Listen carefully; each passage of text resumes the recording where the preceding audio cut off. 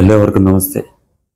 ഇപ്പോൾ കേരളത്തിൽ കുറേ ദിവസങ്ങളായി സജീവമായി ചർച്ച ചെയ്തുകൊണ്ടിരിക്കുന്ന ഒരു പേരാണ് വേടൻ.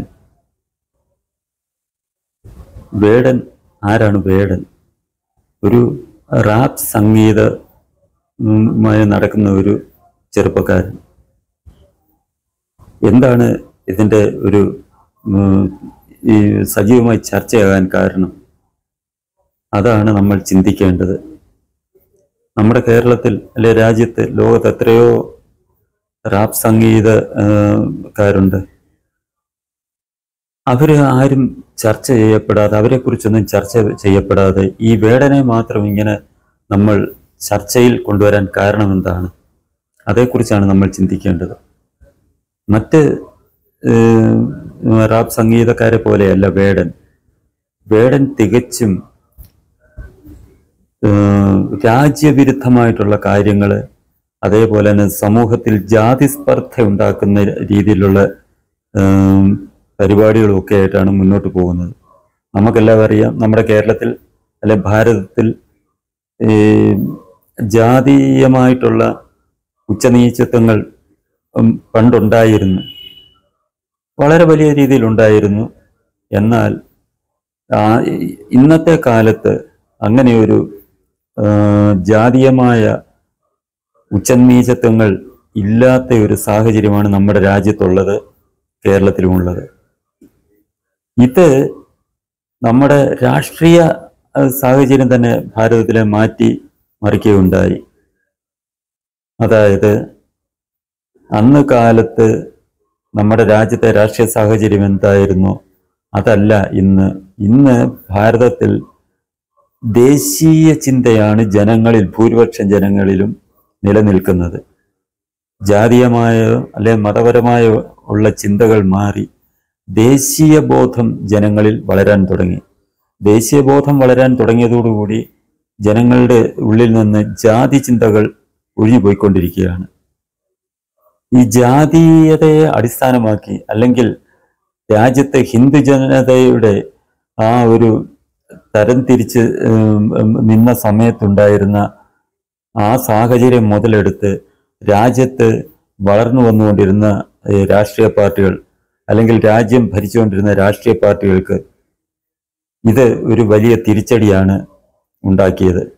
കാരണം എന്നും അവർ അധികാരം കൈയാളിയിരുന്നത്, അധികാരത്തിലെത്തിയിരുന്നത് ജനങ്ങളെ ജാതീയമായി തമ്മിലടിപ്പിച്ച് അതിൽ ഒരു വിഭാഗത്തെ കൂടെ നിർത്തി ആണ് ഇത്തരക്കാർ രാജ്യത്ത് അധികാരം നേടിക്കൊണ്ടിരുന്നതും അത് തുടർന്നുകൊണ്ടിരുന്നതും. എന്നാൽ നമ്മുടെ രാജ്യത്തെ സാഹചര്യം മാറിയപ്പോൾ, ഹിന്ദു സമൂഹത്തിൽ ജാതിക്കതീതമായി ഒരു ഐക്യമുണ്ടായപ്പോൾ ഇത്തരം രാഷ്ട്രീയ പാർട്ടികൾക്ക് രാജ്യത്ത് പ്രസക്തിയില്ല എന്നുള്ള സ്ഥിതി വന്നു. അതോടൊപ്പം തന്നെ നമ്മുടെ രാജ്യത്ത് ജനങ്ങളിൽ ദേശീയബോധം കൂടുതൽ വളർന്നു വരികയും അത് രൂഢമൂലമായതുകൊണ്ട് രാജ്യത്തെ ശിഥിലീകരണ പ്രവർത്തനങ്ങൾക്ക് ഏറെ അവസാനം ഉണ്ടാവുകയും ചെയ്തത് ഇത്തരം രാഷ്ട്രീയ പാർട്ടികൾക്ക് ഒരു തിരിച്ചടിയാണ് ഉണ്ടാക്കിയത്. നമുക്കറിയാം, ഇതിൽ പല രാഷ്ട്രീയ പാർട്ടികളും നമ്മുടെ രാജ്യത്തിനെതിരായിട്ട് നിൽക്കുന്ന, നമ്മുടെ ശത്രു രാജ്യങ്ങൾക്ക് അനുകൂലമായിട്ട് പ്രവർത്തിക്കുന്നവരാണ്, അവർക്ക് വേണ്ടി ശബ്ദം ഉയർത്തുന്നവരാണ്. നമ്മുടെ രാജ്യം, നമ്മുടെ ശത്രു രാജ്യവുമായി യുദ്ധമുണ്ടായപ്പോൾ തന്നെ അവർക്ക് അനുകൂലമായിട്ട് പറയുകയും പ്രവർത്തിക്കുകയും ചെയ്ത രാഷ്ട്രീയ പാർട്ടികളാണ് നമ്മുടെ രാജ്യത്തുള്ള ചില പാർട്ടികൾ. അത്തരക്കാർക്ക് ഈ ഇന്നത്തെ രാഷ്ട്രീയ സാഹചര്യം മാറിയത്, ജനങ്ങളിൽ ദേശീയബോധം ഉണ്ടായത്, ജാതി ചിന്ത മാറിയത് അത്തരക്കാർക്ക് ഉൾക്കൊള്ളാൻ കഴിയാത്ത സാഹചര്യമാണ് ഇപ്പോൾ നമ്മുടെ സംസ്ഥാനത്തും രാജ്യത്തും നിലനിൽക്കുന്നത്. അത് അവരെ രാഷ്ട്രീയമായി തിരിച്ചടിക്കും എന്നുള്ള ഒരു അവസ്ഥ വന്നപ്പോൾ നമ്മുടെ രാജ്യത്ത് ദേശീയബോധമുള്ള രാഷ്ട്രീയ പാർട്ടികൾ വളർന്നു വരികയും അവർ അധികാരത്തിലേറുകയും ചെയ്തപ്പോൾ ഈ ദേശീയബോധം തികച്ചുമില്ലാതെ രാജ്യവിരുദ്ധ ചിന്താഗതിയുള്ള രാഷ്ട്രീയ പാർട്ടികൾ ഇന്ത്യയുടെ ചില കോണുകളിൽ മാത്രം, കേരളം പോലുള്ള ചില കോണുകളിൽ മാത്രം അവർക്ക് ശക്തിയും ഉണ്ടാവുകയും അധികാരം നേടുകയും ചെയ്തപ്പോൾ ഇവിടെ നിന്നുകൂടി അവർ തുടച്ചു മാറ്റപ്പെടും. കാരണം ബംഗാൾ, ത്രിപുര എന്നിവിടങ്ങളിൽ നിന്ന് ഇത്തരം ശക്തികളെ ജനങ്ങൾ തുടച്ചു നീക്കി. ഇപ്പോൾ ആകെയുള്ള ഒരു തുരുത്തു പോലെ കിടക്കുന്ന കേരളത്തിൽ നിന്നും തങ്ങൾ തുടച്ചു മാറ്റപ്പെടും എന്ന് ഉള്ള ഒരു സാഹചര്യം വന്നപ്പോൾ അവരാണ് ഈ രാഷ്ട്രവിരുദ്ധ പ്രവർത്തനം, ദേശവിരുദ്ധ പ്രവർത്തനവും ഈ സാമുദായിക സ്പർദ്ധ ഉണ്ടാക്കുന്ന തരത്തിൽ റാപ്പ് സംഗീതം എന്ന പേരിൽ പരിപാടികളുമായി നടക്കുന്ന ഈ വേടൻ എന്ന് പറയുന്ന ആ ചെറുപ്പക്കാരനെ ഉയർത്തിക്കൊണ്ടുവരാൻ ശ്രമിക്കുന്നത്. വേടനെ ഉയർത്തിക്കൊണ്ടുവരുന്നതിന്റെ പിന്നിലെ ലക്ഷ്യവും ഇത് തന്നെയാണ്. ഇപ്പോൾ നമ്മുടെ കേരളത്തിൽ നിലനിൽക്കുന്ന ഈ സാമുദായിക ഐക്യം തകർക്കുക, ഹിന്ദുക്കളിലെ ജാതിക്കതീതമായിട്ടുള്ള ഐക്യം തകർക്കുക. ഹിന്ദു എന്നത് ഒരു സ്വത്വം ആണ് എന്നുള്ള ആ ചിന്ത തകർത്ത് വീണ്ടും കേരളീയരെ ജാതിയുടെ അടിസ്ഥാനത്തിൽ വർഷങ്ങൾക്ക് മുമ്പുണ്ടായിരുന്ന ആ സാഹചര്യത്തിലേക്ക് തിരിച്ചു കൊണ്ടുപോവുക എന്നുള്ള ലക്ഷ്യത്തോടെയാണ് ഈ രാഷ്ട്രീയ പാർട്ടികൾ ഈ വേടനെ ഉയർത്തിക്കൊണ്ടുവരുന്നത്.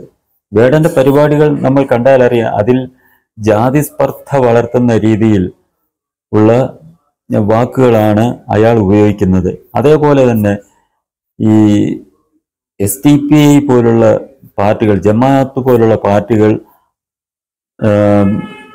ഈ വേടനെ ഉയർത്തിക്കൊണ്ടുവരികയും അയാളുടെ പരിപാടികൾ നടത്താനുള്ള സാഹചര്യം, ഭൗതികവും സാമ്പത്തികവുമായിട്ടുള്ള സാഹചര്യം ഒരുക്കി കൊടുക്കുകയും ചെയ്യുന്നത് നമ്മൾ കാണുന്നുണ്ട്.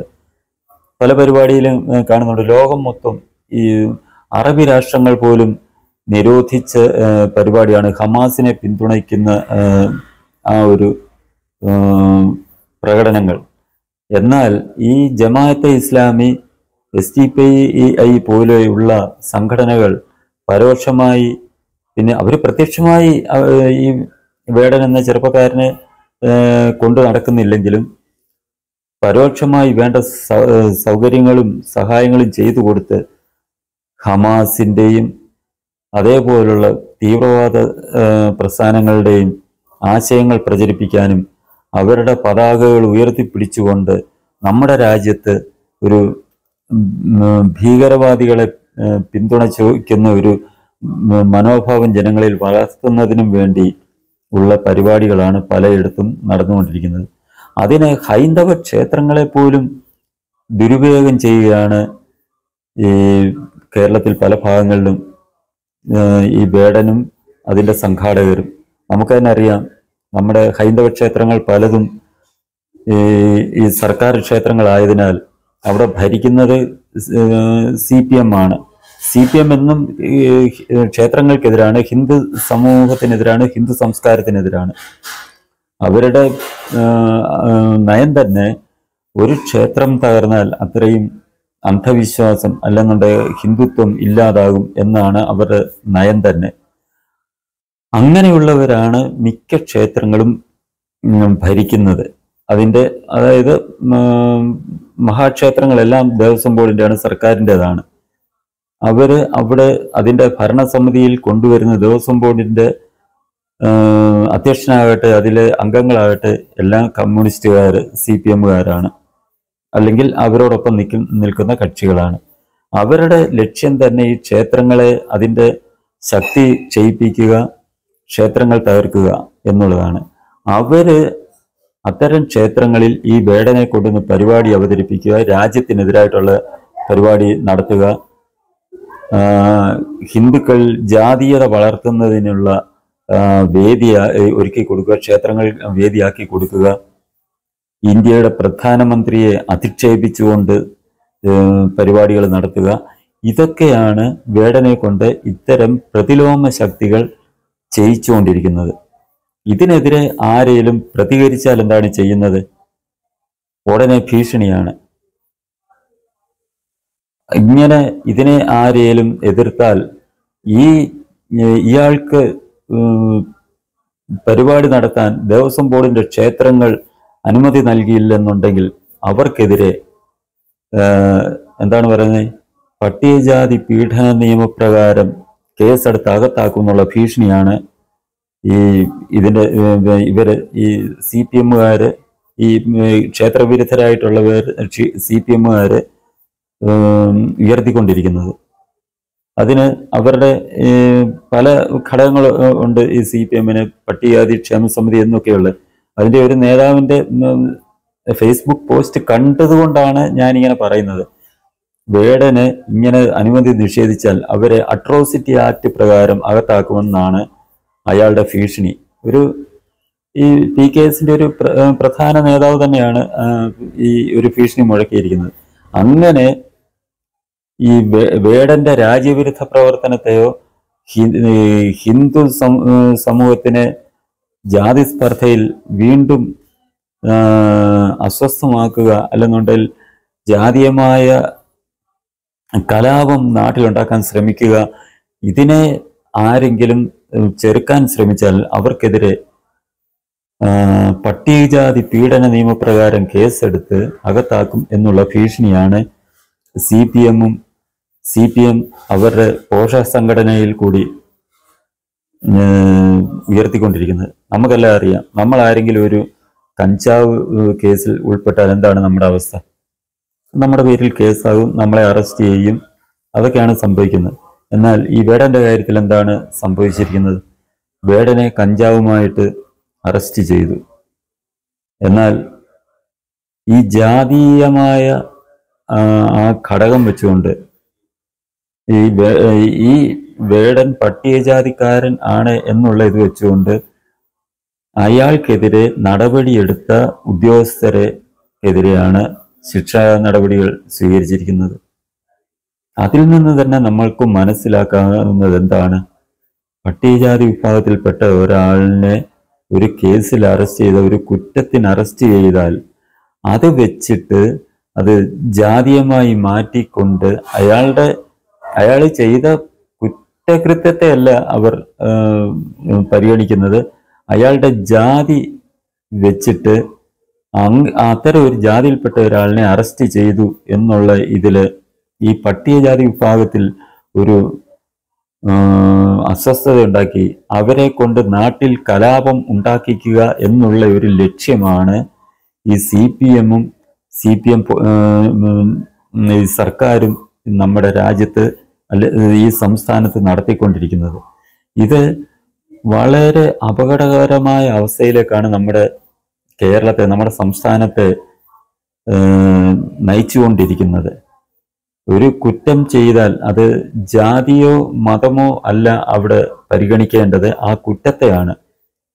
ഒരു ഹിന്ദു ആകട്ടെ, ക്രിസ്ത്യാനിയാകട്ടെ, മുസ്ലിം ആകട്ടെ, അല്ലെങ്കിൽ മുന്നോക്കക്കാരനാകട്ടെ, പിന്നോക്കക്കാരനാകട്ടെ, ഒരു കുറ്റം ചെയ്താൽ അതിനെ ആ കുറ്റമായി കണ്ട് അതിനനുസരിച്ചുള്ള നടപടിയാണ് സ്വീകരിക്കേണ്ടത്. അല്ലാതെ ഒരു സംവരണ വിഭാഗത്തിൽപ്പെട്ട ഒരാൾ കുറ്റം ചെയ്താൽ അത് കുറ്റമല്ലാതാകുകയോ അല്ലെ അത്തരക്കാരെ അറസ്റ്റ് ചെയ്യുകയോ അവരുടെ പേരിൽ കേസെടുക്കുകയോ ചെയ്യുന്നത് കുറ്റമാണ് എന്നുള്ള ഒരു അവസ്ഥ കേരളത്തിൽ ഉണ്ടാക്കിയാൽ ഒരു സംവരണ വിഭാഗത്തിൽപ്പെട്ട ഒരാൾ അല്ലെ ഒരു പട്ടികജാതിക്കാരൻ ഒരാളിനെ കൊന്നാൽ കൂടി അയാൾക്കെതിരെ കേസെടുക്കാനോ അയാളെ അറസ്റ്റ് ചെയ്യാനോ നിയമപാലകർ മടിക്കും, ഭയപ്പെടും എന്നുള്ള ഒരു സാഹചര്യത്തിലേക്കാണ് ഈ CPM-ഉം സർക്കാരും കേരളത്തിലെ ആ സാഹചര്യത്തെ നയിച്ചുകൊണ്ടിരിക്കുന്നത്. ഇത് ഒരിക്കലും ഒരു പരിഷ്കൃത സമൂഹത്തിന് ചേർന്നതല്ല. കാരണം ഒരു വിഭാഗം ചെയ്യുന്ന കുറ്റകൃത്യങ്ങളെ അതിനെ പ്രോത്സാഹിപ്പിച്ച് അവർക്ക് ആ കുറ്റകൃത്യങ്ങൾ ചെയ്യാനുള്ള ഒരു പ്രോത്സാഹനം നൽകി അവരെ മുന്നോട്ട് കൊണ്ടുപോകുന്നത് ഒരിക്കലും ഒരു രാജ്യത്തിനാകട്ടെ, ഒരു സംസ്ഥാനത്തിനാകട്ടെ, ഒരു സമൂഹത്തിനാകട്ടെ ഒരിക്കലും ഭൂഷണമല്ല. അത് ആ സമൂഹത്തിനെ ഒന്നാകെ, ആ സംസ്ഥാനത്തിനെ ഒന്നാകെ കലുഷിതമാക്കുന്ന സാഹചര്യമായിരിക്കും സൃഷ്ടിക്കുക എന്നുള്ള കാര്യം നമ്മൾ മറക്കാതിരിക്കുക. ഇനി ഈ ചാനൽ സബ്സ്ക്രൈബ് ചെയ്യാനും ബെൽ ബട്ടൺ അമർത്താനും ലൈക്ക് ചെയ്ത് ഷെയർ ചെയ്യാനും മറക്കരുത്.